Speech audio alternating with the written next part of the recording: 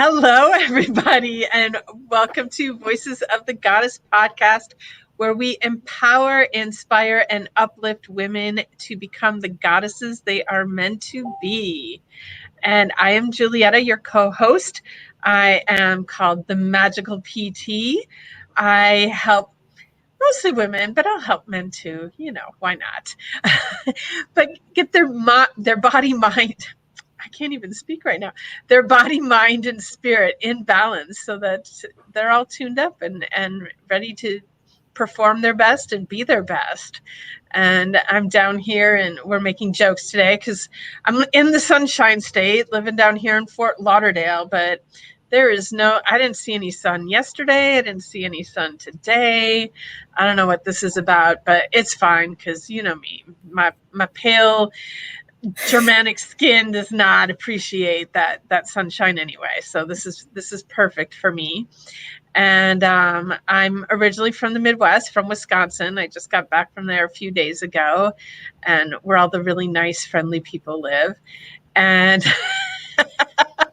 oh, there's some down here. Don't take that the wrong way. There's nice, friendly people everywhere. They just seem to be exceptionally nice up there in the Midwest. So, what else am I going to say? I've been down in Fort Lauderdale practically forever, but I will never say I'm from here. I'm always a Midwesterner from Wisconsin, and I love what I do, healing people. I heal people with my PT practice. I heal people with my art, which consists of crystal jewelry and art and painting and all that good stuff. And in the past year, I've become a podcaster too, with my amazing partner over there who, I guess together we made ourselves courageous to take this on, and we're having a blast doing it and appreciating all of our audience out there. So, hey, Allison. All right. So my name is Allison Mancini, and I am, here with my lovely co-host, Julietta. And I, too, am from the Midwest, but a Michigander, not a Wisconsinite. But it is truly home. When people ask me, I always say I'm from Michigan, even though I've been in South Florida for 28 years now. And we were talking with our guest, who will be on in a minute, about where she's at. And she's actually experiencing slightly cooler weather than we are right now, which I'm super jealous of because we just don't get those season changes anymore in South Florida, ever. Feels like we have really hot and kind of hot, right? So that's hotter. Yeah, that's it. So, but I am a mom to two amazing young adults, 24 and 22. I've been married for almost 28 years. Actually, in about 48 hours will be 28 years. And I know. And I am a holistic nutritionist. And really, most of my journey has been my own personal experience. I have my youngest, she's had health issues most of her life. And my son went through some struggles, and I personally went through some major health struggles, and just really learned very quickly how important our nutrition is to our overall well-being. So that is my passion now, is to help women, particularly. I too also will work with men, but I do like to work with moms, and I help moms just make good decisions about their health and their nutrition so that they can kind of trickle down effect to their family and affect those that come after them, leave a legacy of good nutrition. So we're excited to be here today. We have a very special guest today. You want to introduce kind of her? We'll let her introduce herself. Well, let's bring Lena on and yay. Welcome to the show, Lena. Hi, ladies. I didn't know you guys were from the Midwest, talking about Florida and non-Florida. And I'm from Iowa. What? Yeah, I lived in Michigan. And I can get over to Wisconsin super easy. So I'm from Dubuque, Iowa originally. So oh my gosh. Yeah. So it's a little reunion. I did one of my PT internships there. Did you really? Yeah. It's a good little town. So anyway, and now I'm in St. Louis, where, as they were saying, the weather's spectacular today. Lucky you. Yeah, lucky me. So introduce yourself to our audience. Tell everybody about you. Absolutely. Thank you. Well, my name's Lena, Dolter, and I work with busy professional women and also open to working with men I help them break free from overwhelm, overdoing, overthinking, stress, the cycle that keeps us in our heads and disconnected from our bodies, our hearts, and our soul. And, my work really helps women and men truly know themselves. I find with myself how, like, what led me to this work and the clients that I help is that, we're overthinking so much and we're discounting our feelings and either pushing them down or shoving them away or eating them or working them out, and we're not really feeling them and expressing them. And what I've learned is that that really inhibits our relationships, any relationship, the ones with ourselves, the ones with our loved ones, family, partners, work relations.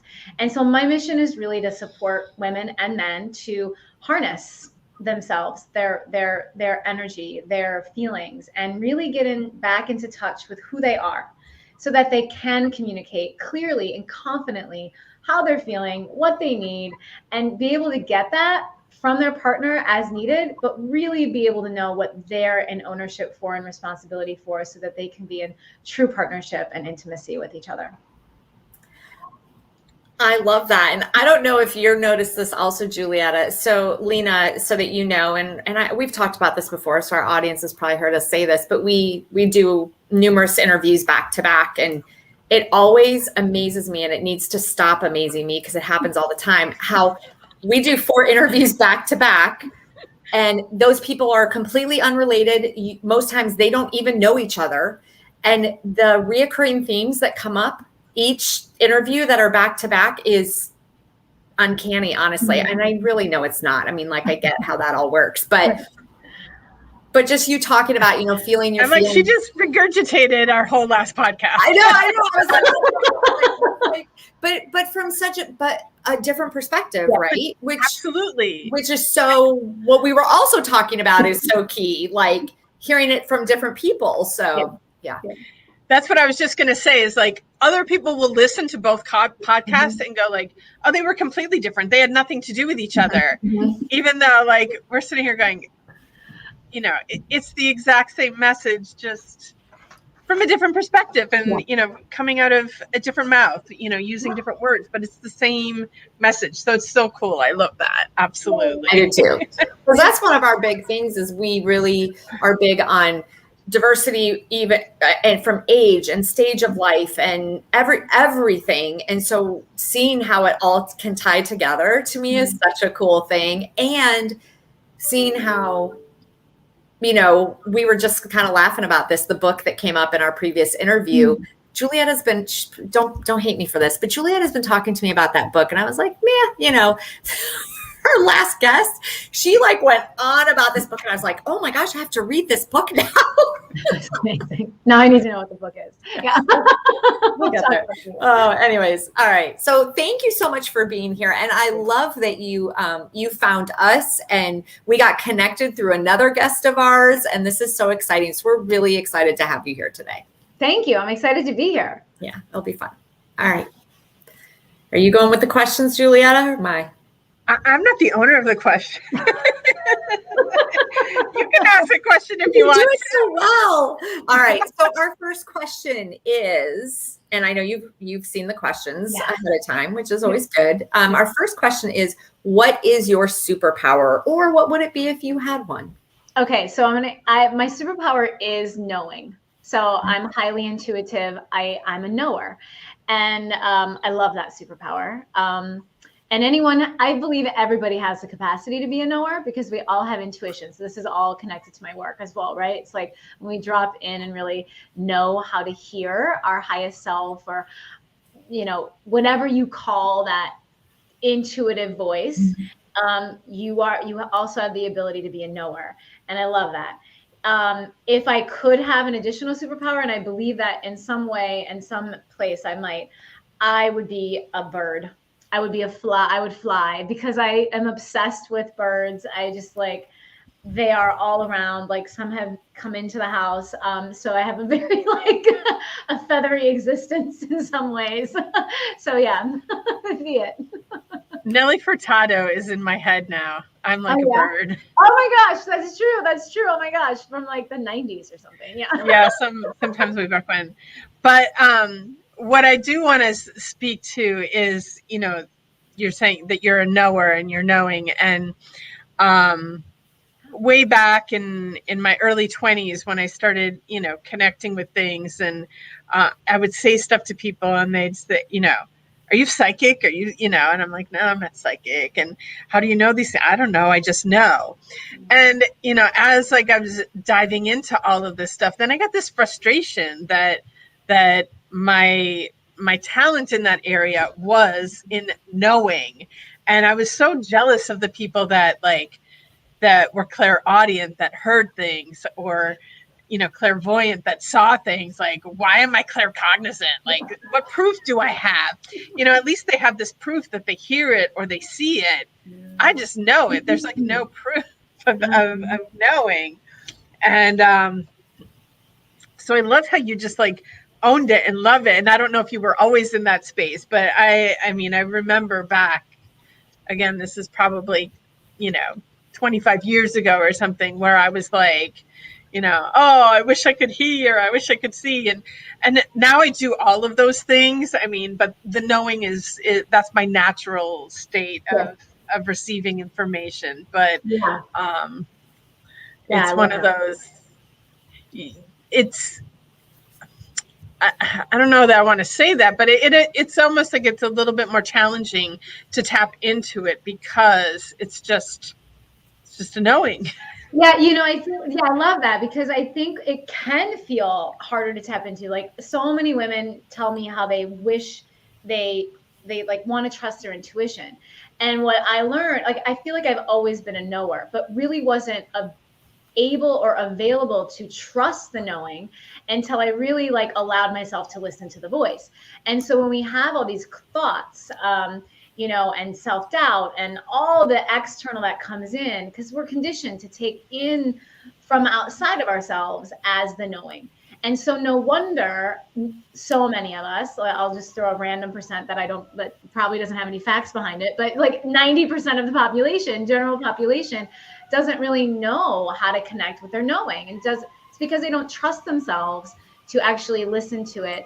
And, they're used to, and their habits and their patterns and their energy all go toward what should I be doing? What does this person say? What if I did it this way? And so I never thought that I wanted to be a different, superpower. I love that you have all of them, and I think we can all develop all of them as well. I love the knowingness, because for me, that's such a grounding feeling. And when my knowing comes through, it's always from the back of me. And so I know that's my divine message. I know that's what I need to hear. I know that's coming from the truest source. Mm-hmm. Beautiful. That's beautiful. I love that. Thank you. Where's your intuition come from, Allison? My gut. Which would be, I guess, instinct. Truly. And I didn't really realize that myself until I was in my early 30s, actually. And we were going through a lot in our family. We were going through a lot with our daughter's health. I was going through a lot with my own health. My husband and I were going through a lot, struggling in our relationship. And I learned very quickly that there were things that I knew, and I just was trying to avoid them because they weren't necessarily things I wanted to always know about. You know what I mean? Like some were good, some were bad. But for me, and I say that all the time, I have my friends will come to me and be like, I don't know, I think that this might be going on. I think this is what I'm reading from this situation. And my response always to them is, if you think that that's what's happening, or that's kind of what's going on, that's probably what's going on. You kind of need to go with that instinct and that gut. So yeah, totally. I would say that's mine. Mm-hmm. So, all right. Number two. Yeah. Number two is if you see, we're both of us are total book nerds, and we read all the time, and you may or may not be, and that's totally fine. But what is one book that either has influenced you the most, or something current that's influenced you the most? Yeah, I was looking at that question because I also am a book person. My book are in there, and they're also all over the place. So I have to kind of like. And a lot of most of our guests are total book people. It's kind of interesting. Yeah. Yeah, I don't ever anticipate that I'll read off of an online thing. Like I have just physical books. Like I don't know, we'll see. But and I'm usually reading a couple of books at once. I like fiction at night because it's something that helps me just dive into a story and I can just leave everything go and I can relax and go to bed. I have to read nonfiction or any sort of like self-help or, you know, like personal development or anything like that during the day, because otherwise I'm gonna like zonk out. And when I was looking at the books, I'm like, what has really changed me? Because like, generally speaking, anything by Brene Brown, I think is a life-changing, you know, book. But speaking to the work that I do and to energy and rhythm in general, I am loving, and I'm almost finished with, but I brought it because I love it. It's going to be backwards, but When the Drummers Were Women by Lane Redmond. Have you heard of this? No, I have not. It's an amazing, amazing book that I discovered. Someone was referencing it on Instagram a while ago, but it's a spiritual history of rhythm. And I have many dog-eared pages, but I love this for many reasons because for those of you who don't know, and you ladies might not know either, like part of my journey has been through cycle awareness. And whether you're menstruating or not, you know, you have a cycle, you have a rhythm. And before we were disconnected from Earth and all the lunar rhythms and the sun, and I mean, disconnected in the way of the practice of being in union with the elements of the seasons and whatnot. Because I was saying something and I lost it. Now I'm like, anyway, this is kind of like where it takes you back. It takes you back to this, like the history of where rhythm came from and how women really were the ones that led the movement and were leaders, and like the womb was revered, and many different lineages and traditions. So Egyptian and Indian and Hindu, and it's just beautiful. And the main character of the book, because this is nonfiction, is the drum, and you know, like the frame drum and how it represented, you know, just this, like the sound was the part of the rhythm, the, you know, like bringing everybody into union and rhythm. It's really a wonderful, wonderful book, and I think every woman should read it. And I find it highly inspiring and just beautiful. So that's my book. I love that. And I feel like recently too, we've been getting, I feel like at the beginning of the early days of this podcast, like a lot of the books that people would bring was like, yeah, of course I've read that book. Of course I've read that book. Oh, I love that book. Yes. And I feel like recently, like we're getting a lot of like new books that haven't heard of, haven't read, didn't even know existed. So yeah, this sounds definitely up my alley for sure. So great. I love it. If you read it, let me know. I will, for sure.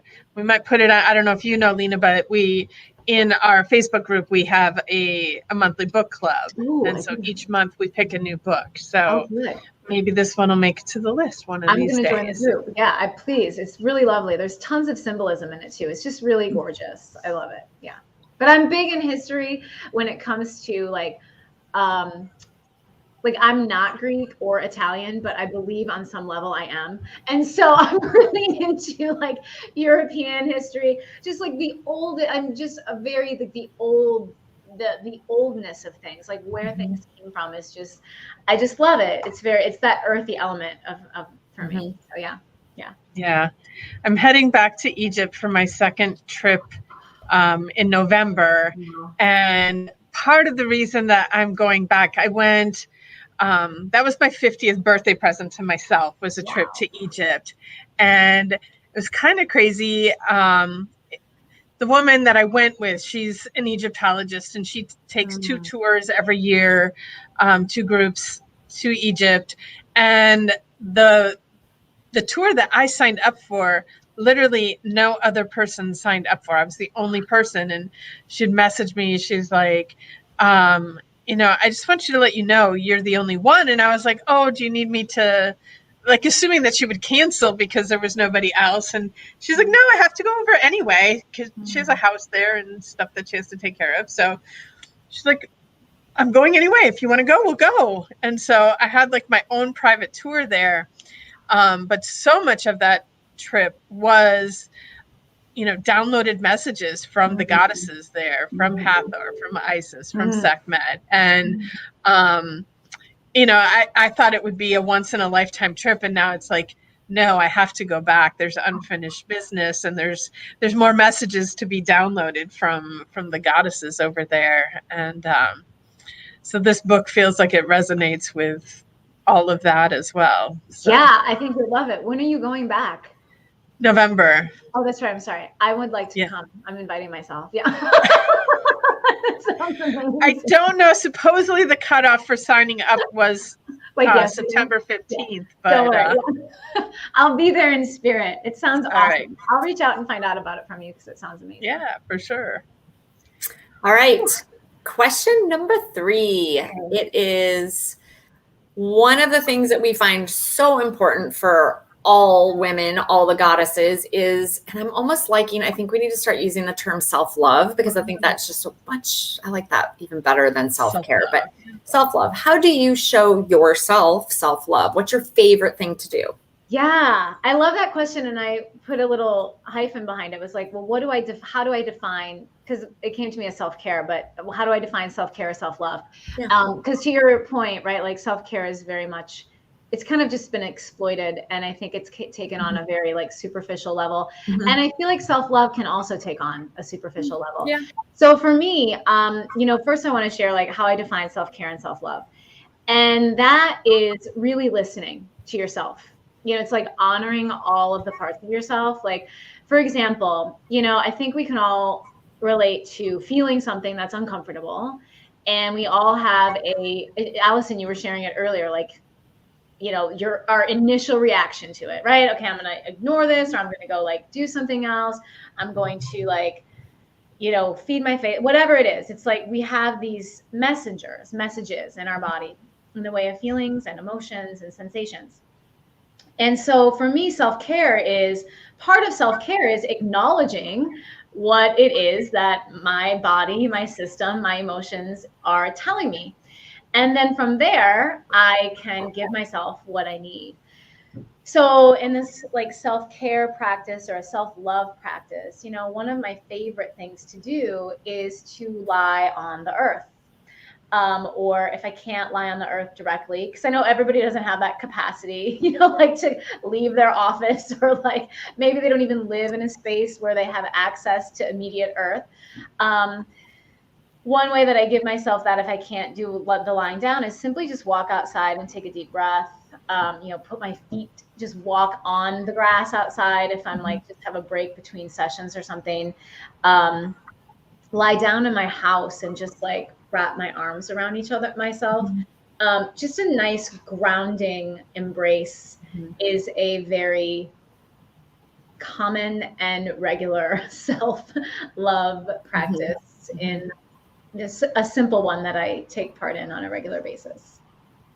Yeah, I greatly appreciate you bringing that up, because over the last year or so, with everything that has been happening in our world, it's allowed for a lot of time for reflection, and a lot of learning and reading, and you can see all my books and studying and stuff. And one of the things that I used to love to do as a kid was just go out in the backyard and lay in the grass, right? But we don't do those. We stopped doing all these things that we used to do that were just so simple and part of nature. And like my own kid, I don't even know that my own kids ever really did that. Like, 'cause technology came along, and so I started doing that again. When I'll be out walking the dog, and I'm like, I'm just going to lay here in the grass because I think it's going to feel really good. And it really does feel really good. So good. Yeah, it's really incredible. And I don't do it. It's not for long, maybe a couple minutes. I just lay there and I look up at the blue sky and look at the clouds, and the feeling of being grounded is just so wonderful. And even if I can't take that time to lay down, just to walk barefoot on the ground. And it doesn't even necessarily have to be grass usually. Even just being barefoot outside and on the ground is, to me, very comforting. And I don't have a better word for it, but that just feels very grounding. I can kind of come back and recenter, and it's great. The earth is like, for me, my first love. And it's just such a soft hold, right? Like she's so strong. She has it's like our wombs, it's like our bodies, right? Like the capacity to give and receive and hold and nurture and provide. And it's just an amazing, amazing source of recharge and re-energizing that we have that, yeah, Alice, like we don't do it anymore. It takes a practice of just simply adding a walkout, like even walking out the door. It just it seems so trivial, but it is magnificent. And so if you're hearing this or listening or watching and you're like, oh, just try it because it will change your life. It really will. Yeah, and Alice and I, why did I call you Alice? I don't know. It's great that you go and lay in your grass, but like coming from the Midwest, like the grass that we have there is this. The grass down here is horrible. It is horrible. I do walk in my backyard in my bare foot. I would never lay down in the grass. Like it's even like walking on it. I'm like, but I just got back from Wisconsin, and it's like, oh my God, it just like feels so good to walk in that grass and connect with Mother Earth. And every time I go back to Michigan, that's one of the things I always have to do initially is take my shoes off and walk in the soft grass. And I get what you're saying about our grass. I just have to kind of take that out of my head. But what's really cool is my husband actually just planted, like some of our grass at the lake was like it was gone. And so he decided instead of laying sod, he was just going to throw some grass seeds. And it started coming up. And I looked at him and I'm like, how did you get Michigan grass down here? And he's like, what? I'm like, it's the soft grass. And he's like, I don't know. He's like, I bought this like mix of grass seeds and threw it on the ground. And I'm like, ugh. Like, can we make our whole yard like that? It was like, it had the soft Midwest grass. Those of you in the Midwest listening to us, you have no idea how spoiled you are by your grass. It's true. All right. Last question. Yeah. Last question. All right. The last question is, and this is something that when we initially started this podcast and our idea was out, we did a lot of research. We spoke to a lot of women that were of our ideal avatar. And one of the things that kept coming back around for a lot of women was struggling with accountability and how do they keep themselves accountable? So that is always our last question to our guests is, how do you find accountability in your life? I love it. Well, number one, I have an accountability partner. So probably early, maybe even, gosh, I mean, the years are so weird right now.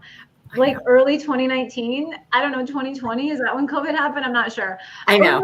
Early a year-ish ago, my friend Bex and I, who met through a network that we like both did coaching, like originally like 5 years ago or something.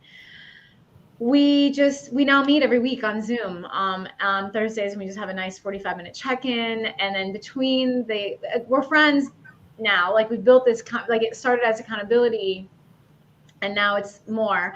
And so we have time where we share our things and then what we want to hold ourselves accountable for, hold each other accountable to in our work. And then throughout the week, we connect on Voxer. So I love having a human that helps hold me accountable and helps me kind of work through some things. It doesn't always help me do the things that I say that I was going to do because, there's always things in our own self that get in the way. But that's been really helpful. And I don't really like lists anymore. I kind of graduated out of lists and start using my cycle and the rhythm of my energy with how I work my life. But I still have things that I have, things that are designated at certain times and whatnot. So when I write something down, that does help me stay accountable to do it.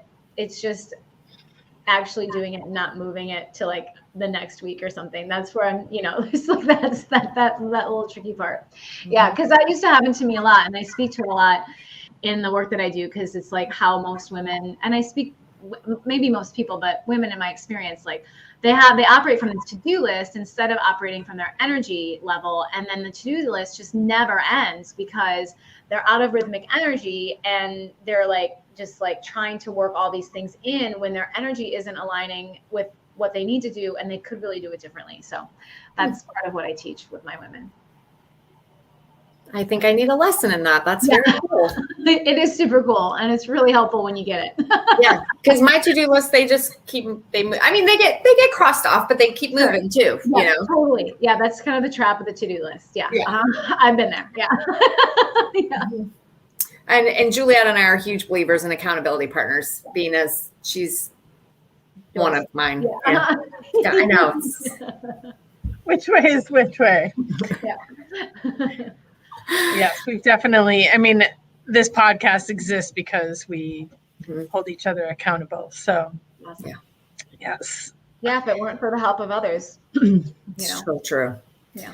All right, so we are going to do our takeaways, and I will start with Julietta. What is your takeaway from today? So my takeaway was talking about self-care, self-love, like yes, okay, we'll change the question from self-care to self-love. But in addition to that, I loved what you were saying about listening to ourselves, because sometimes, you know, the things that I like to do, you know, meditation, journaling, laying on my table.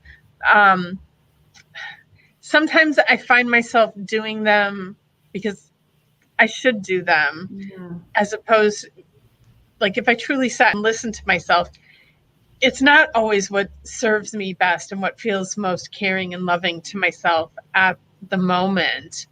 And so, and like, even when I don't do them, I end up beating myself up for not doing them.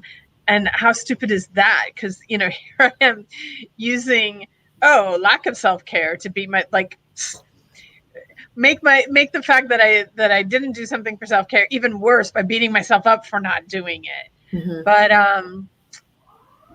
so definitely getting into that, tuning into self and listening to, like, what is the best thing for my self-care at this moment. It may or may not be what I think it should be. My takeaway. I love that. How about you, Allison? I would say, I think my biggest takeaway is that I need to figure out how to get away from a to-do list and work with my energy better, because it's interesting you brought that up about self-love and listening to yourself. I do that a lot. I'm getting better at, if I'm like, we've kind of, the running theme this today has been feeling your feels and being okay with them wherever you're at and what they are at that moment. And I am getting better about not being so hard on myself. Like if I'm having that moment of, you know, because I have struggled on and off over the years with depression and anxiety. And if I'm having that moment of having that feeling, like allowing myself to be in that moment and not beat myself up because I didn't get the to-do list done or all of the to-do list done, right? But learning how to work with my energy, I can see how I could be so much more efficient with that to-do list and not being a to-do list, but, you know, working, you know, my only concern would be is sometimes I forget stuff if they're not written down. So that would be my challenge, I think, in that. But that's my takeaway. I'm gonna have to figure, I gotta learn some more about that from Lena. Yeah, please do. I will. All right. Thank you. What is your takeaway? Gosh, ladies, it feels like, what is my take? I'm like, oh, I love both of your takeaways. I think my biggest takeaway is listening to you all share, number one, what your takeaways are, but also just share your experiences. And Allison, just like talking about where you feel all of us talking about where we hear and feel our intuition, right? Because I think that's really of service to those listening. To pay attention to where they feel feelings. I have a lot of clients that I work with that really have a lot of gut stuff, like a lot. And they feel like their anxiety there, they feel their discomfort there, but then they can also feel their comfort there. And so just for me, hearing you share that, Allison, and hearing you, Julietta, talk about your multiple knowingness and how you relate to that was the takeaway for me today. Yeah, I think people don't realize how much their gut, I mean, they're calling it the second brain now, right? Like they're scientists. I mean, the science part of all of us, because we all have that little bit in us too. And that science part is really amazing what they're finding, how it's kind of all connected, gut, heart, brain, like they need each other and they work together. And yeah, it's pretty incredible. So it's amazing. The body is an amazing system that we take for granted, I think, in a lot of ways. I would say so a little bit. Yeah. Unfortunately. Yeah. All right. Well, Lena, this has been awesome. Thank you so much for joining us. We really appreciate it. And we are excited to have all the information in the show notes. So when this podcast launches, everything that we've talked about will be in the show notes. If you want to connect with Lena or Julietta or myself, that will also be there. And her video will go live inside of our group when the podcast launches. We're excited for that too. And thank you so much for reaching out to us. This has been awesome. This is one of the pluses of going through what we've been going through for the last year and a half, right? You get to Zoom and meet people from all over. Our interview before you, she was in Spain. I mean, that's so great. Yeah, right? It's awesome. We wouldn't have been able, we would have never even done it. We wouldn't have even thought to do it if we weren't in this situation. So yeah, it's amazing. Thank you. Thank you so much. Thank you. It was a pleasure and such a joy to be here. I really appreciate it. Julietta, I know I forgot something. So do you want to wrap us up? You got to tell everybody, if you liked what you heard today, please subscribe. YouTube, podcast, we're everywhere. Like us, follow us, subscribe, and share us with your friends. And also, if you're interested in being a guest on this show, you can reach out on our website and let us know. It would be our pleasure to have you here. I wish you all a magical day. Thanks. Bye, Lena. Bye. Bye, Lena. Bye. Thank you.